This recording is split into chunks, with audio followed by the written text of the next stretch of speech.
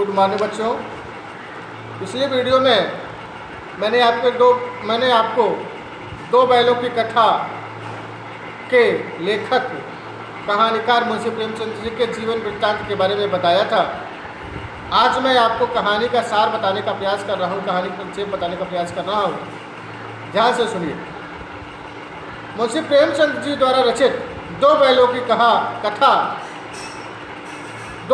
कहानी के द्वारा एक किसान और पशुओं के बीच भावनात्मक संबंध को व्यक्त किया है और दूसरी तरफ यह बताया है कि स्वतंत्रता सरलता से प्राप्त नहीं होती, इसके लिए निरंतर और कड़ा संघर्ष करना पड़ता है। कथाकार ने कथा के आरंभ में गधे के स्वभाव की तुलना गाय कुत्ते से करते हुए गधे को सर्वाधिक सीधा साधा, संतोषी और कभी खुश न होने वाला, सुख दुख लाभ हानि में अप्रत्याशित रहने वाला बताया है। इतने गुण होने पर भी आदमी उसे बेवकूफ़ कहता है, तभी तो किसी आदमी को पहले दर्जे का बेवकूफ़ कहने के लिए गधा कहते हैं। सत्य तो यह है कि सीधेपन का संसार में कोई स्थान नहीं है। भारतीयों को भी अपने सीधेपन के कारण अमेरिका में नीचा दिखाया जाता था। बैल भी गधे की ही भांति है, किंतु गधे और बैल में अंतर है, क्योंकि बैल कभी मारता है और कभी कभी अड़ जाता है। वह कई प्रकार से अपना असंतोष प्रकट करता है और गधे ही सर्वश्रेष्ठ बेवकूफ़ कहे जाते हैं। झूरी काछी के पास हीरा और मोती नाम के दो बैल थे। दोनों पछाई जाति के बैल थे। दोनों में भाईचारा था। दोनों किसी गुप्त शक्ति के कारण एक दूसरे को मन से मन बात समझ जाते थे। दोनों एक दूसरे को चाट कर और सूंघ कर अपना प्रेम प्रकट करते थे। दोनों हल और बैलगाड़ी में जोते जाने पर यह प्रयास करते थे, अधिक से अधिक भार बोझ मेरी गर्दन पर रहे। शाम को दोनों एक दूसरे को चाट कर अपनी थकान मिटा लेते थे, साथ ही चारा खाते थे।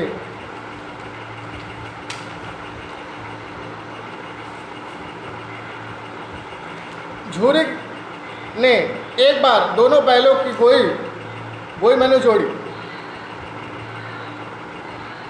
दोनों बैलों की जोड़ी को ससुराल भेज दिया।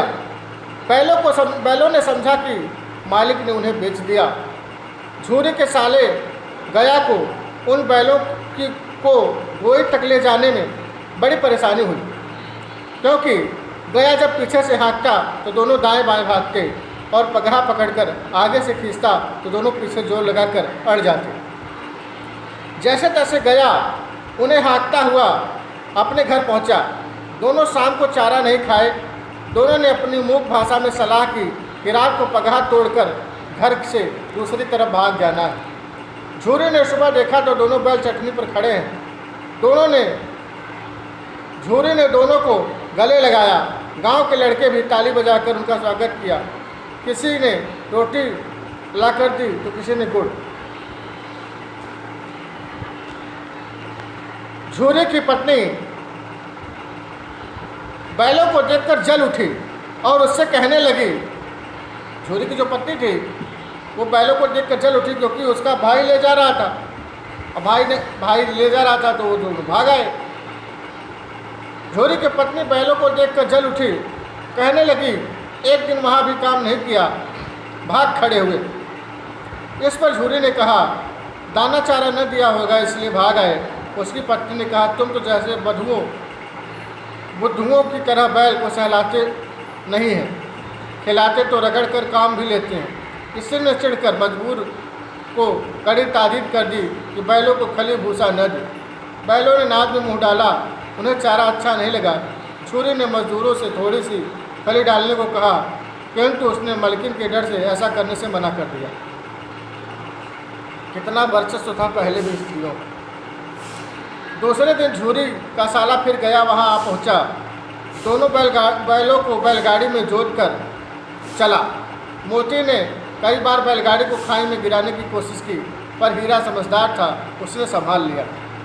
उसे मोटी रस्सी से बांधा, सूखा भूसा डाला, पर उन्होंने नाद को एक तरफ देखा भी नहीं। दूसरे दिन हल जोतने पर वे टस से मस नहीं हुए। उन्हें बहुत मारा। गया ने उन्हें फिर पकड़कर बांध दिया और खाने को वही सूखा भूसा डाल दिया। दोनों चुपचाप खड़े थे। एक छोटी सी लड़की उसके मुंह में 2 रोटियां देकर चली गई। लड़की भैरों की थी। उसकी सौतेली माँ उसे बहुत मारती थी। मोती तो एक आध को उठाकर फेंकना चाहता था, लेकिन हीरा ने उसे ऐसा करने से मना कर दिया। दोनों निकल भागने के लिए रस्सियाँ चबाने का प्रयास करने लगे, लेकिन रस्सियाँ मोटी होने के कारण ऐसा हो न सका। अचानक घर का दरवाज़ा खुला और छोटी लड़की निकली। उसने दोनों को खोल दिया। कहा, जाओ, भाग जाओ, नहीं तो यह मार डालेंगे। लड़की जोर जोर से चिल्लाने लगी। दोनों बैल भाग गए। दोनों बैल वहाँ भागे, लेकिन रास्ता भूल गए। भूख से व्याकुल होने के कारण एक मटर के खेत में घुसकर अपनी भूख मिटाई। वे खेत के बाहर निकल चले थे ही कि घमंडी सांड ने उनका सामना हो गया। दोनों ने मिलकर उसका सामना किया। सांड को घायल कर उसे भगा दिया। वे अब सोचने लगे कि घर कैसे पहुंचा जाए। सामने मटर का खेत था। दोनों मटर के खेत में घुसकर चरने लगे। खेत के रखवाले ने उन्हें पकड़कर कांची हाउस में सौंप दिया। कांची हाउस में बंद होने के बाद जब उन्होंने देखा कि वहाँ हमारे जैसे अन्य जानवर भी बैद न हैं, दोनों ने वहाँ से निकलने के लिए कांची हाउस की दीवार गिरा दी। सारे जानवर वहाँ से भाग निकले। हीरा और मोती रस्सी न तोड़ सके। दोनों 1 सप्ताह तक वहाँ बंद रहे। वहाँ उन्हें खाने को कुछ नहीं दिया जाता था, केवल एक दिन में पानी पिला दिया जाता था। एक दिन उन्हें नीलाम कर दिया गया और उससे कसाई के हाथ खरीद लिया। कसाई ने उन्हें खरीद लिया। हीरा को लगा अब तो खैर नहीं, बस जान नहीं बचने वाली। मोती को भगवान पर पूरा भरोसा। दोनों में तो डढ़ियल कसाई के साथ चल पड़े। सहसा दोनों को लगा कि यह परिचित रास्ता है, इसे रस्सी से गया उन्हें ले गया था। उनकी चाल में तेजी आ गई। सारी थकान दुर्बलता गायब हो गई। मोती ने एक कुएं को पकड़कर पहचान कर हीरा से कहा, हमारा घर निकट आ गया। दोनों उन्मत्त होकर घर की ओर दौड़ पड़े। दोनों अपने थान पर आकर खड़े हुए। वह डढ़ियल भी उनके पीछे पीछे उनके थान पर पहुंच पड़ा। दोनों बैलों को देखकर झूरी दोनों बैलों को देखकर दौड़ पड़ा। उसने बारी बारी से दोनों बैलों को गले लगाया, चूमा, प्यार किया। तब जाकर दोनों बैलों की रस्सियाँ पकड़ ली। झूरी ने कहा, ये बैल मेरे हैं, मेरे थान पर खड़े हैं। मोती ने सींग चलाया। डढ़ियल पीछे हटा। मोती ने डढ़ियल का पीछा किया। डढ़ियल धमकियाँ देता और गालियाँ बकता। मोती उसका रास्ता रोके खड़ा था। हार कर डढ़ियल चला गया। गांव के लोग इस तमाशा को देखकर हंस रहे थे। थोड़ी देर में नादों में खली भूसा चोकर दाना भर दिया गया। अब दोनों मित्र खाने लगे। झूरी उन्हें सहलाने लगा। उन्हें समय समय पर मालकिन ने आकर भी दोनों के माथे चूमे। तो बच्चों देखो, स्वतंत्रता के लिए संघर्ष करना पड़ता है, नहीं तो कुछ मिलने वाला नहीं है। आप गुलाम बन के रह जाएं। अगर कुछ अच्छा करना है, आपको स्वतंत्र होना है, तो आपको मेहनत करनी। That's all. अगली कक्षा में मैं गद्यांशों से रिलेटेड प्रश्नों को हल कराऊंगा। आप लोग ध्यान से सुनिएगा। धन्यवाद।